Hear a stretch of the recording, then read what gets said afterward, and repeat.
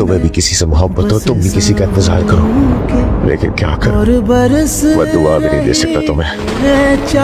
कि दूसरों की जासूसी करने के बजाय अगर वक्त अपने घर में दिया होता, ध्यान रखा होता, हमारे बेटे यूं फेल ना हुए।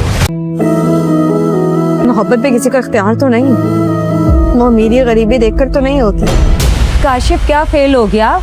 आपके दिल में तो उनकी मोहब्बतें जाग उठी हैं।